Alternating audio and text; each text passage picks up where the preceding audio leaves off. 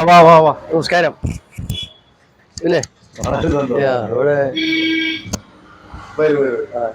ഇവിടെ എല്ലാ ഐറ്റംസും കിട്ടുന്നു നമ്മള് അറിഞ്ഞിട്ട് ഇവിടേക്ക് വരുന്നത്.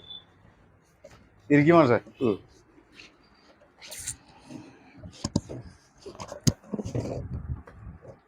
അപ്പൊ മാഷ് എവിടേക്ക് ഇറങ്ങിയതാ? ശരിക്കും പറഞ്ഞാൽ എവിടേക്ക് വന്നതാണ്. അപ്പൊ ഇവിടെ വന്നപ്പോ അടുത്തൊരു പർച്ചേസിങ് കൂടി ചെയ്യാനുണ്ട്. അപ്പൊ ഇവിടെ വന്നപ്പോ ഇവിടുത്തെ കാര്യങ്ങളൊക്കെ ഒന്ന് മനസ്സിലാക്കിയിട്ട് പോവാം. മനസ്സിലാക്കാനൊന്നുമില്ല, ഇവിടെ നല്ല പരസ്യം ഉണ്ട്, നിങ്ങളുടെ പരസ്യം ഉണ്ട്, വളരെയധികം ആൾക്കാർ ഇവിടെ വരുന്നുണ്ട് പോകുന്നുണ്ട് എന്നുള്ള കാര്യങ്ങളൊക്കെ അറിയാം. പിന്നെ സ്പെഷ്യലായിട്ട് ഈ ഇതിന്റെ ബിരിയാണിയുടെ ഐറ്റംസ് നല്ലോണം കിട്ടുന്ന ഒരു സ്ഥലമാണെന്ന് നമുക്ക് നന്നായിട്ട് അറിയാം. അപ്പൊ കേറുമ്പോ ഇവിടെ ഒന്ന് കേറി വിശേഷങ്ങളൊക്കെ അറിയാം എന്ന് വിചാരിച്ചു. എന്നിട്ട് വേണ്ടേ? എനിക്കിപ്പോ അണ്ടിപ്പരിപ്പ് വേണം, പിന്നെ ബദാം വേണം, പിന്നെ അങ്ങനെയുള്ള കുറെ ഈത്തപ്പഴമൊക്കെ ഉണ്ടല്ലോ. അപ്പൊ കുറെ കൊണ്ടുപോകാം നമ്മള്. പ്രാക്ടീസും കാര്യങ്ങളൊക്കെ ഇല്ലേ? പ്രാക്ടീസ് എന്നും ഉണ്ട്. പ്രാക്ടീസ് എന്ന് പറഞ്ഞപ്പോ നമ്മളിത് 76-ൽ തുടങ്ങിയതാണ് കരാട്ടെ. കരാട്ടെ എന്ന് പറഞ്ഞു കഴിഞ്ഞാല് നമ്മളൊരു 76-ൽ സ്റ്റാർട്ട് ചെയ്തത്. ഇപ്പൊ എത്ര വയസ്സായി? 84. ഇപ്പോഴും പ്രാക്ടീസ് ഉണ്ട്? നല്ല പ്രാക്ടീസ് ഉണ്ട് ഡെയിലി.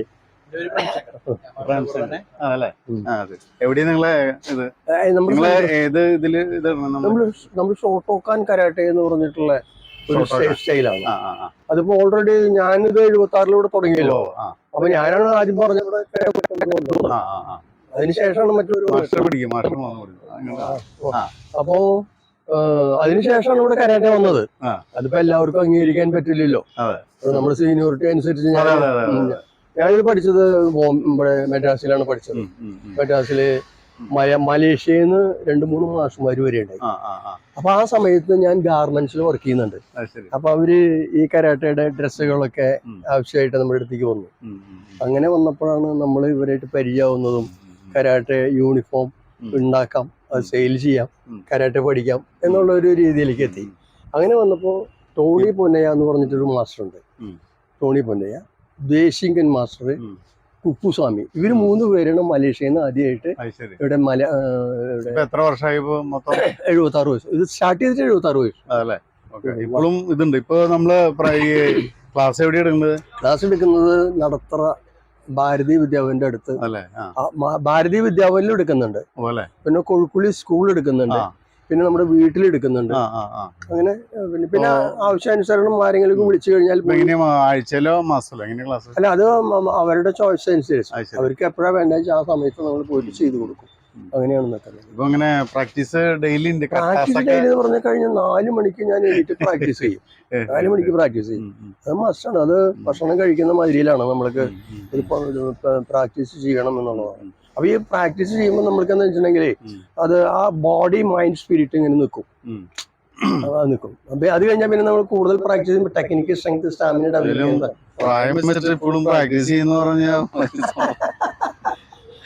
84 വയസ്സായില്ലേ? ഈ വയസ്സിൽ ഇങ്ങനെ ആരാ നിൽക്കുക? ഈ വയസ്സിൽ സ്ട്രോങ്ങല്ലേ? ഒരു 65 വയസ്സ്. പവറാ. നമ്മള് അതെ, എന്റെ പിടിക്കുമ്പോ എങ്ങനെ ഒന്ന് പിടിച്ചു നോക്ക്. എങ്ങനെയുണ്ട്? നമ്മള് മാസ്റ്റർ സ്റ്റുഡൻസ് ആണ്. എന്നിട്ട് ഇപ്പൊ നമ്മള് പഠിപ്പിക്കും. ഞാൻ മാഷ കൂടെ പോകും, ക്ലാസ്സുകൾക്ക് പോകും. പിന്നെ മാഷ ക്ലാസ്സുകൾ ഞാനാണ് എടുക്കുന്നത്. അതല്ലേ? എവിടേക്ക് മാഷ കൂടെ ഇപ്പോൾ ക്ലാസ്സുകൾ ഞാനാണ് എടുത്തുകൊണ്ടിരിക്കുന്നത്. മാഷയുടെ ടെസ്റ്റും കാര്യങ്ങളൊക്കെ ആകുമ്പോൾ മാഷ വരും. അങ്ങനെ കാര്യങ്ങൾ ആക്കിക്കൊണ്ട് പോകുന്നു. പുതിയ ക്ലാസ്സുകൾ ഇപ്പോൾ വെക്കേഷനായിട്ട് നടന്നു തുടങ്ങാനുള്ള പരിപാടിയുണ്ട്. അങ്ങനെ മുന്നോട്ട് പോകുന്നു. എന്തായാലും വളരെ സന്തോഷം. ഞാൻ ഇന്നലെ മാഷെ പറ്റി ആലോചിച്ചു. നമ്മുടെ ജോർജ് ഫോർമാൻ ആള് മരിച്ചു. അപ്പൊ നമ്മുടെ ജോ ഫ്രൈസറെ തോൽപ്പിച്ചിട്ട് ഫോർമാനെ തോൽപ്പിച്ചിട്ട് അലി. അപ്പൊ ഞാനിങ്ങനെ ആലോചിച്ചു, ഇങ്ങനെ അലീനെ പറ്റിയൊക്കെ പറയുമ്പോഴേ ഇത്രയും വലിയ ചാമ്പ്യന്മാരെ തോൽപ്പിച്ചിട്ടാണ് അലി ചാമ്പ്യന്മാരായത്. ഫോർമാൻ ഇത്രയും പുലിയായിരുന്നു. കാരണം അദ്ദേഹം വിരമിച്ചു കഴിഞ്ഞിട്ട് പിന്നെ എന്താ പറയാ 10-20 കൊല്ലം വീണ്ടും വന്നിട്ട് ആള് ഇതായി വീണ്ടും അപ്പൊ അയാളെ ചെറുപ്പകാലത്ത് എന്തായിരുന്നു ആലോചിച്ചു. ആ സമയത്താണ് അലി ആളെ തോൽപ്പിച്ചത്. അപ്പൊ ഞാനിങ്ങനെ ആലോചിച്ചു, ഏജ് കയറി വന്നിട്ടും ഫോർമാൻ രണ്ടാമതായി ഫ്രേസർ ഉണ്ടായിരുന്നു. ഫ്രേസർ അതന്നെ. അപ്പൊ അത് കാരണം ഒരു നമ്മളുടെ ഇത് നമ്മൾ പറയുമ്പോഴേ നമ്മൾക്ക് ഏറ്റവും എടുക്കേണ്ടത് ബ്രൂസ്ലിനെ കുറിച്ചാണ്. ആ ബ്രൂസ്ലിയാണ് കരാത്തെ നമ്മൾക്ക് അറിയപ്പെടുത്തുന്നത്. അങ്ങനെ 74 ഇവിടെ കൊണ്ടുവന്നിട്ടുണ്ട്. പക്ഷെ നമ്മളറിയുന്നത് വളരെയധികം വൈകിട്ടാണ്. അന്ന് ഞാൻ മെഡ്രാസിൽ വർക്ക് ചെയ്യുന്ന സമയമാണ്. അദ്ദേഹത്തിന്റെ പടം കണ്ട് പുറത്തിറങ്ങുമ്പോൾ പേടിച്ചിട്ടുണ്ട്. അവരെ പോലെയുള്ള ആൾക്കാരെ കാണുമ്പോഴേ പേടിയാവാ. അത്രയും പിള്ളേരുകള് ഇറങ്ങിയ സമയം എല്ലാവരും എല്ലാ പിള്ളേരെ ഇങ്ങനെയാണ്. നമ്മുടെയൊക്കെ ചെറുപ്പകാലത്ത് ഇത് ഇറങ്ങിയ സമയമാണ്. എല്ലാ പിള്ളേർക്കും എത്ര കൊല്ലം മുൻപ് ഈ കരാട്ടെ ഞാൻ വന്നിട്ടുണ്ട്. ബ്രൂസ്ലിയുടെ കാലഘട്ടത്തില് നമ്മൾ ചെറുപ്പം തന്നെ ഭയങ്കര വായനാശീലമുള്ള ആളായിരുന്നു. അലിയുടെ പെലയുടെ ഒക്കെ കാലഘട്ടം വേറെ ഇതില്ലേ 70 ആ കാലഘട്ടത്തിൽ തന്നെ നമ്മള് ഭയങ്കര വായനയുള്ള നന്നായിട്ട് ഓർമ്മയിലുണ്ട്. കാരണം എനിക്ക് സ്പോർട്സ് ആയിട്ട് ബന്ധപ്പെടുന്ന മേഖലയിൽ മുഴുവൻ ഭയങ്കര അപ്പൊ ഞാനൊരു ഇത് അറിയാൻ പറ്റിയിരുന്നുണ്ടാ. ഞാനിങ്ങനെ നിൽക്കണ ഒരു കിക്ക് ചെയ്തായിരുന്നു. അപ്പൊ എന്റെ സ്പീഡ് ഉണ്ടോ ഇല്ലയോ കാൽക്കുലേഷൻ ചെയ്യാൻ പറ്റുമെന്ന് നോക്കിയോളൂ. ജസ്റ്റ് ഞാൻ വെറുതെ ഒരു കിക്ക് സ്പീഡ് എന്താ ജസ്റ്റ് സിമ്പിൾ ആയിട്ട് അറിയാൻ വേണ്ടിയിട്ടാണ്. ഒന്നുകൂടി വളരെ ഫാസ്റ്റ് ആയിട്ട് പോകും. ഒന്നുകൂടി പോരാ, കുറച്ചുകൂടി ഫാസ്റ്റ് ആയിട്ട് വരാം. എന്താ കാരണം അറിയോ? ഞാൻ എന്ന് പറഞ്ഞു കഴിഞ്ഞാല് നമ്മള് ഇത് ചെയ്യുന്നില്ലല്ലോ. എനിക്കിത് ചെയ്യാൻ പറ്റും. എന്റെ ഇത് നമ്മളുടെ ഇവിടെ തട്ടി കഴിഞ്ഞാല് ആർക്കെങ്കിലും വല്ല പരിപ്പ് പറ്റില്ല. അതുകൊണ്ട്